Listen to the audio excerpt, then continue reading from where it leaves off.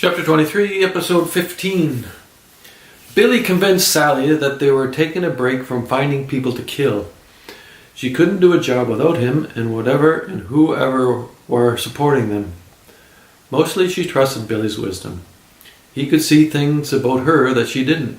He also understood the world better than she did. They were in agreement and concentrated on finding the most unlikely passage from the mountains of Tibet to Goa. Why Goa? Just a random idea from Billy after seeing a movie where some assassin goes there to stop assassinating people to live in a shack with a woman who had some kind of disorder. Luckily, she got blown out of the movie. Sally, as was often the case, fell asleep by then. They had spent a week enjoying the luxury of the Shangri La Hotel. They visited the main attractions and enjoyed being humble tourists. Their route to India took them through little villages over mountain roads. Billy had the idea to do the trip with the use of minimum funds, travel like real people. They found local drivers were happy to drive them several kilometers and drop them off. Another driver was usually waiting. A driver was waiting anywhere there was a road, and arrangements could be made when there were no roads.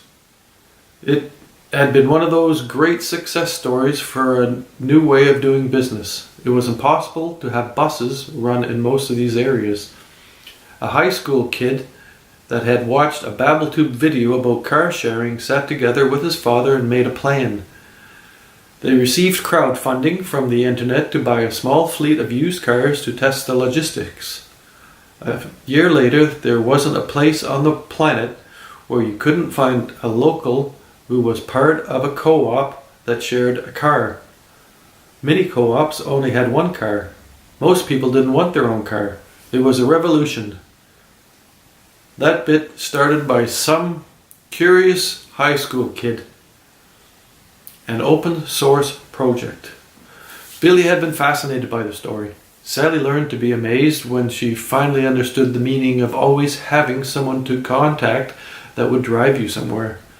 Billy repeated the story, usually when they were in a car with a driver that was happy to hear his little job was part of something amazing. I bring potatoes and baby toys too.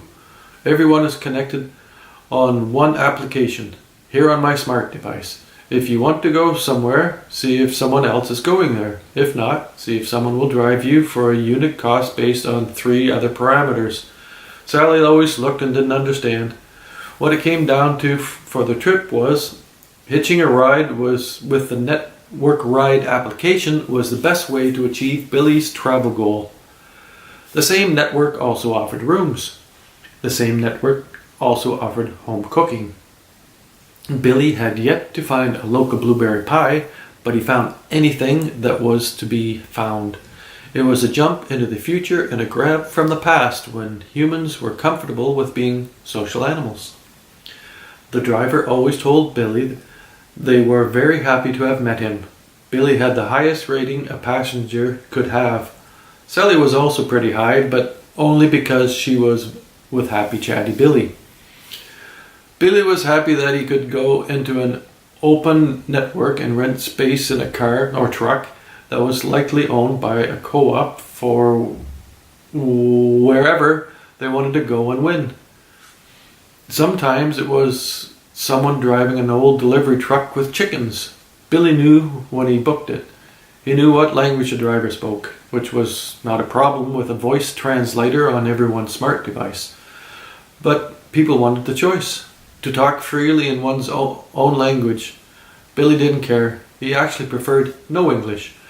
But that wasn't a choice. Sally let Billy book all the details and they eased their way in the direction the sun set.